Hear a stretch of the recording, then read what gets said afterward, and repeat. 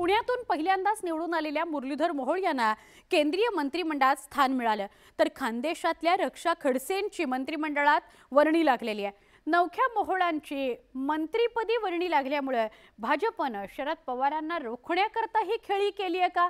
अजित पवारांना त्यांच्या बालेकिल्ल्यात धक्का देण्याचा प्रयत्न केलाय का? अशा वेगवेगळ्या चर्चा राजकीय वर्तुळात रंगतायत। मैं रक्षा निखिल खड़से ईश्वर की शपथ लेती हूँ कि मैं विधि द्वारा स्थापित भारत के संविधान के प्रति सच्ची श्रद्धा और निष्ठा रखूंगी। मैं मुरलीधर मोहोळ ईश्वर की शपथ लेता हूँ कि मैं विधि द्वारा स्थापित भारत के संविधान के प्रति सच्ची श्रद्धा और निष्ठा रखूंगा। एनडीए सरकारमध्ये पुण्याचे खासदार मुरलीधर मोहोळ आणि रावेरच्या खासदार रक्षा खडसेंना मंत्रिपदाची संधी मिळाली आहे। मोहोळ यांची खासदारकीची पहिलीच टर्म असताना त्यांना थेट केंद्रात राज्यमंत्री पदाची लॉटरी लागली आहे। त्यामुळे अनेकांच्या भुवया उंचावल्या। पण या मागे भाजपची राजकीय खेळी असल्याची राजकीय वर्तुळात चर्चा आहे। भाजपनं एका दगडात दोन पक्षी मारल्याचं बोललं जात आहे। लोकसभा निवडणुकीत पश्चिम महाराष्ट्रात भाजपला अवघ्या 2 जागा मिळाल्या। पुणे आणि सातारा या 2 जागांचा त्यात समावेश आहे। पण मंत्रिपद देताना उदयनराजे भोसलेंऐवजी नवख्या मुरलीधर मोहोळांना भाजप केंद्रीय नेतृत्वाने पसंती दिली आहे। मोहोळ हे उपमुख्यमंत्री देवेंद्र फडणवीसांच्या जवळचे मानले जातात, त्यामुळेच त्यांची केंद्रीय मंत्रिमंडळात वर्णी लागल्याची चर्चा आहे। मोहोळ यांना केंद्रात मंत्रिपद देऊन शरद पवारांच्या राजकारणाला रोखण्याचा प्रयत्न केलाय, कारण नुकतंच पार पडलेल्या लोकसभा निवडणुकीत पुण्यातील 4 पैकी 2 जागा जिंकून शरद पवारांनी आपली राजकीय ताकद दाखवून दिली आहे। आगामी विधानसभा निवडणुकीच्या पार्श्वभूमीवर शरद पवारांच्या राष्ट्रवादी काँग्रेसचा आत्मविश्वास दुणावलाय, तर अजित पवारांच्या राष्ट्रवादी काँग्रेसचे कच्चे दुवे समोर आलेत। त्यामुळेच पुणे जिल्ह्यातील अजित पवारांच्या राजकीय ताकदीवर भलं मोठं प्रश्नचिन्ह निर्माण झालंय। गिरीश बापट यांच्या निधनानंतर मात्र एक मोठी पोकळी निर्माण झाली होती। तिथे पुण्याला भारतीय जनता पक्षाचा नेता किंवा कारभारी हा मिळत नव्हता।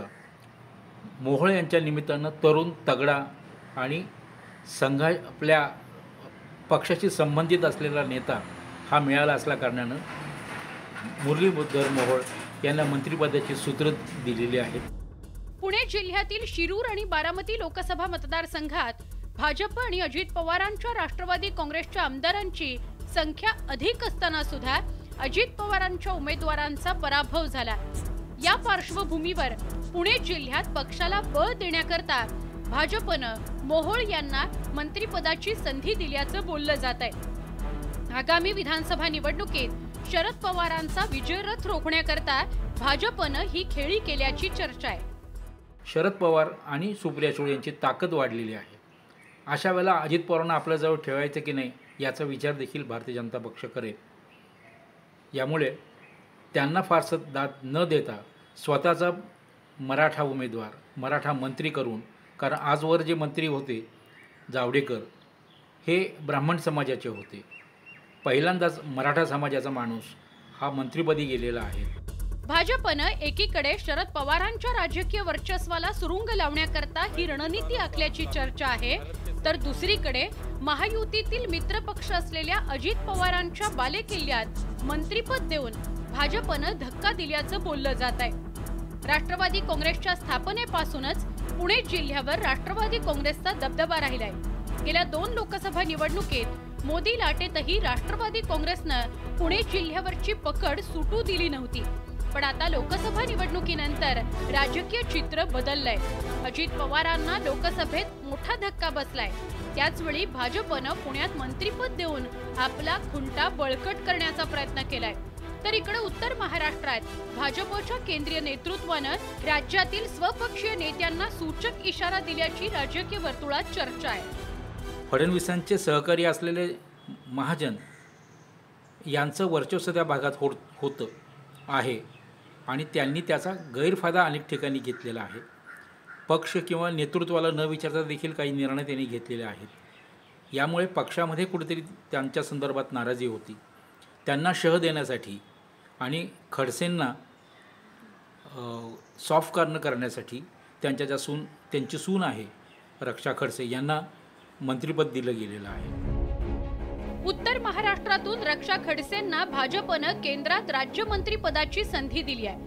रक्षा खडसे यांचे सासरे एकनाथ खडसे यांचा फडणवीस आणि महाजन यांच्याशी असलेला राजकीय संघर्ष सर्वश्रुतच आहे। त्यामुळेच रक्षा खडसेंच्या उमेदवारीविषयी अनेक तर्कवितर्क लावले जात आहेत।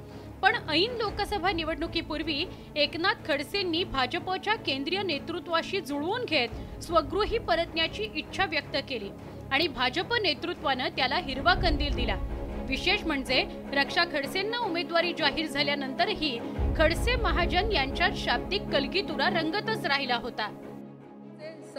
ही सगळी राजकीय पार्श्वभूमी असतानाही भाजपच्या केंद्रीय नेतृत्वानं रक्षा खडसेंना मंत्रिपदाची संधी दिली।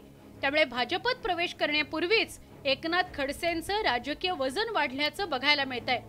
राज्यातील लोकसभा निवडणूक निकाल पाहता भाजपला पश्चिम महाराष्ट्र आणि मराठवाड्यात मोठं नुकसान झालंय। पण केंद्रात मंत्रिपद देताना भाजपच्या केंद्रीय नेतृत्वानं प्रादेशिक समतोलाऐवजी राजकीय गणित लक्षात घेऊन मंत्रिपदाचं वाटप केल्याची राजकीय वर्तुळात चर्चा आहे। Bureau report, news 18 Lokmat.